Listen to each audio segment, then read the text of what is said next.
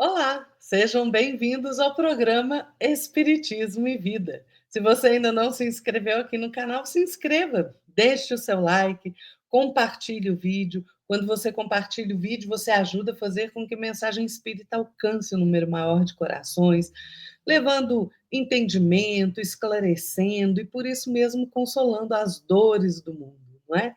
Então, vai lá, se você gostou, compartilhe o vídeo, ativa o sininho das notificações para você ficar por dentro de todas as novidades aqui do canal e nos acompanhe também nas nossas redes sociais no Instagram.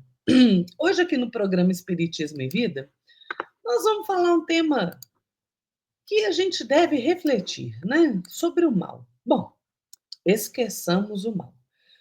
Então, para a gente entender o mal, nós precisamos entender o bem. O que é o bem?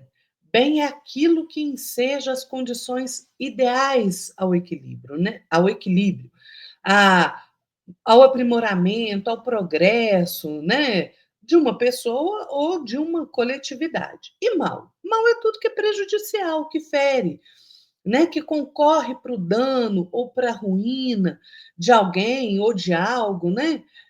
Tem uma definição que é interessante, que é o que é nocivo para a felicidade ou bem-estar físico ou moral. Vamos guardar isso. Lá na questão 630 de O Livro dos Espíritos, lá nessa questão, Kardec pergunta como é que se pode distinguir o bem do mal. O que os espíritos respondem para ele? O bem é tudo que é conforme a lei de Deus, e o mal é tudo que dela se afasta. Então, olha o que eles dizem. Assim, fazer o bem é proceder de acordo com a lei de Deus. Fazer o mal é infringir essa lei. E o bem, gente, está ligado à moral. Lembra que eu falei? Mal é aquilo que é nocivo para a felicidade ou bem-estar físico ou moral. Então, bem está ligado à moral. Aliás, Kardec trata dessa questão em O Livro dos Espíritos, questão 629, né? Quando os espíritos falam para Kardec que a moral é a regra de bem proceder, ou seja, de distinguir o bem do mal, né? Funda-se na observância da lei de Deus. O homem procede bem quando faz tudo pelo bem de todos, porque então cumpre a lei de Deus. Gente, a prática do bem se resume no amor. Realmente no amor, não esse amor vulgar, como a gente trata, não, mas o amor verdadeiro, né? O amor que Jesus nos ensinou. Está lá tratado no Evangelho segundo o Espiritismo, capítulo 11, item 8. O amor resume a doutrina de Jesus toda inteira, porque é o sentimento por excelência. E os sentimentos são os instintos elevados à altura do progresso feito. Em sua origem, o homem só tem instintos. Quanto mais avançado e corrompido, só tem sensações. Mais instruído e purificado, tem sentimentos. E o ponto delicado do sentimento é o amor. Não o amor no sentido vulgar do termo, mas esse sol interior que condensa e reúne em seu ardente foco todas as aspirações e todas as revelações sobre-humanas. O mal, gente, tem origem nos vícios, nas paixões humanas, né, que são frutos do nosso livre-arbítrio, né? Tem um livro que Kardec editou, né, escreveu, O Espiritismo na sua expressão mais simples. Para quem está começando o Espiritismo, vale a leitura deste livro, junto, claro, com o Livro dos Espíritos, o Evangelho segundo o Espiritismo, né, toda a codificação. Mas, neste livro, Kardec explica de forma bem clara que Deus não criou o mal, que ele estabeleceu leis e estas leis são sempre boas, porque ele é soberanamente bom. Então, aquele que observa essas leis fielmente é perfeitamente feliz. Mas, como nós somos dotados do livre-arbítrio, né, nem sempre nós observamos. Aí a lei de Deus. O que acontece? O mal, que é o resultado da desobediência à lei de amor do nosso Pai. Aí Kardec vai dizer assim: Pode, pois, dizer-se que o bem é tudo que é conforme a lei de Deus e o mal tudo que é contrário a essa mesma lei. Então, gente, cada um de nós, cada criatura, né, segundo nós mesmos sentimos, lançamos de nós aquelas ideias com que nós plasmamos as nossas próprias obras. Então, tem uma mensagem no livro Reconforto, né, psicografado por Chico Xavier, que é uma mensagem de Emmanuel: ouvidemos o mal.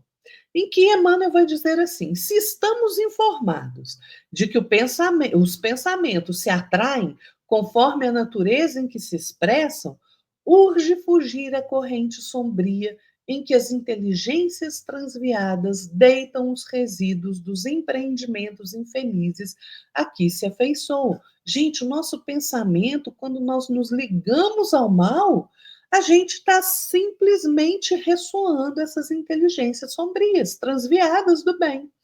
André Luiz, no livro Ação e Reação, explica, né, que fala, olha, psicografia do Chico, ele fala que o pensamento é força viva e atuante. E a velocidade do pensamento supera em muito a velocidade da luz.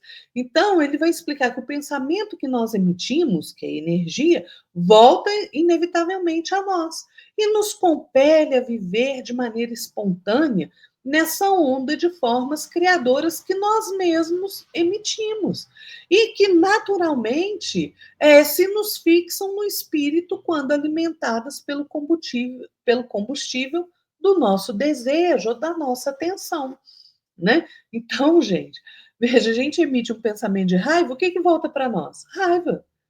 Se a gente emite um pensamento de amor, o que volta para nós? Amor. Só que a gente tem que prestar atenção, sabe por quê? Porque estes pensamentos, eles nunca voltam sozinhos, eles voltam sintonizados com as forças mentais, né, comuns, sintonizadas com as nossas, mas voltam reanimados, intensificados, né, por esses outros pensamentos que se harmonizam com o nosso. Por isso é que a gente tem uma necessidade, a gente imperiosa, de situar os nossos sentimentos e pensamentos nos ideais mais nobres, nos propósitos mais puros da vida, porque energia atrai energia da mesma natureza. O reflexo, diz Emmanuel, esboça a emotividade, né? A emotividade, ou seja, as emoções, plasmam o sentimento inevitavelmente plasma a ideia, e a ideia é o pensamento, determina a atitude, a palavra que comanda a ação.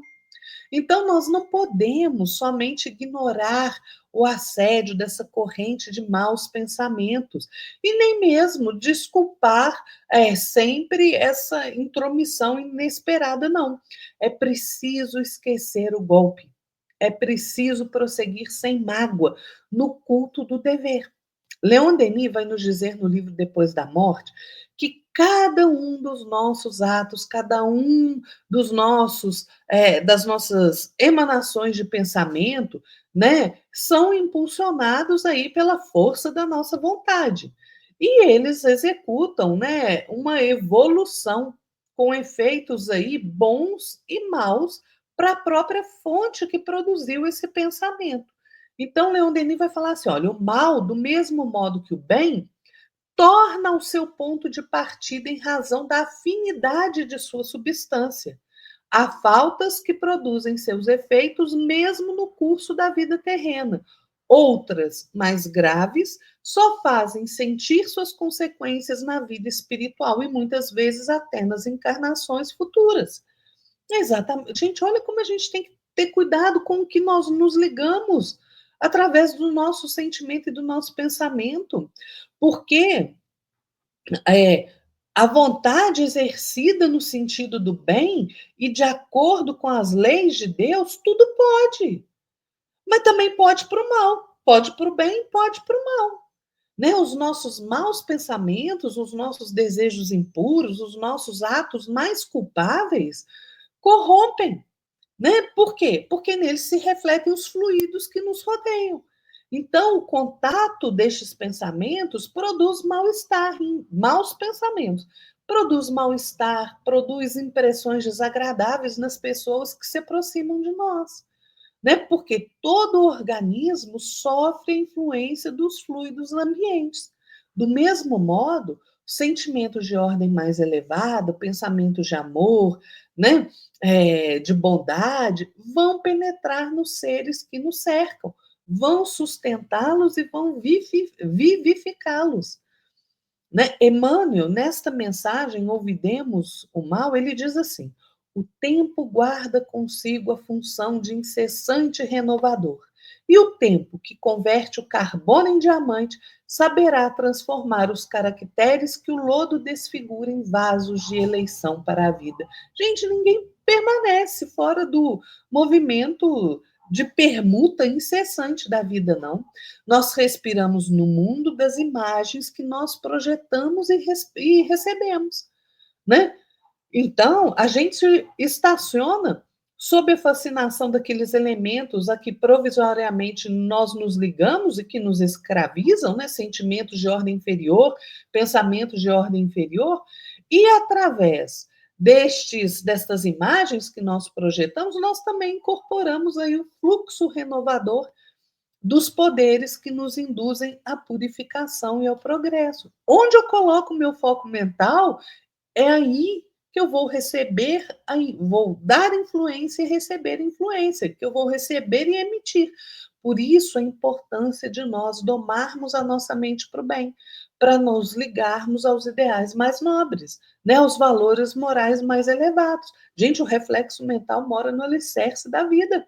A minha mente é o alicerce da minha vida. O que eu penso e como eu me deixo influenciar pelos outros, como eu alimento a minha mente, né? O que você está escutando, o que você está lendo, o que você está vendo na TV, de filme. Isso é alimento para a mente. É isso que vai definir a minha vida. Isso não é bobagem, gente. Né? Se o homem pudesse ter um vislumbre, contemplar ali com os próprios olhos as correntes de pensamento, ele ia reconhecer imediatamente esse regime de comunhão, de ondas mentais, de acordo com as afinidades em que a gente vive. A associação mora em todas as coisas, preside todos os acontecimentos e comanda a existência de todos os seres, diz Emmanuel. Gente, nós nos refletimos uns nos outros e refletimos também os objetivos do Criador. Por isso a necessidade da gente se ligar ao mais alto, né? Porque as criaturas se refletem umas nas outras na criação. E a criação reflete os objetivos do Criador: amor, bondade, misericórdia, caridade, justiça, beleza, perfeição. No nosso dia a dia, né, a alma, ela entra em ressonância com as correntes mentais em que nós mesmos respiramos, em que se assemelham com o nosso. Então a gente assimila os pensamentos daqueles que pensam como nós pensamos. Se eu coloco meu pensamento no mal, essa é a companhia que eu vou ter, né? É essa companhia que eu vou ter. Por isso, o ofensor, diz Emmanuel, requisita de nós o grande esquecimento do mal, né? Por quê? Porque ele vai passar pelo tempo, pelo largo tempo do esquecimento, para enobrecer-se. Gente, lá no o livro O Evangelho segundo o Espiritismo, né, Kardec fala assim, que a misericórdia é o complemento da brandura. E é, porque aquele que não for misericordioso não pode ser brando e pacífico, né? Não pode. E a misericórdia consiste no esquecimento e no perdão da ofensa. Veja, o esquecimento da ofensa. Não é que você não vai aprender com o fato, mas você precisa esquecer a ofensa. Perdão é esquecimento da ofensa, né? Se a gente guarda ódio, rancor, isso denota realmente a alma sem elevação, sem grandeza. O esquecimento das ofensas é próprio da alma mais elevada, né? Que paira acima daqueles golpes que qualquer um possa desferir contra ela, né? Então, olha, Emmanuel vai terminar este lindo capítulo, Ouvidemos o Mal, dizendo assim: se a ingratidão te busca e apedreja o caminho, refugia-te em paz no serviço do bem, porque todo o universo pertence em tudo a Deus, que a tudo atenderá no momento oportuno, sem que te caiba na vida interferir de leve nos ajustes da lei. Esqueçamos o mal. Vamos manter o nosso pensamento, os nossos sentimentos no bem. Esquecer as ofensas, perdoar. Isso é que é importante, não é? Fiquem todos na paz de nosso Senhor Jesus Cristo e até a próxima, pessoal. Tchau.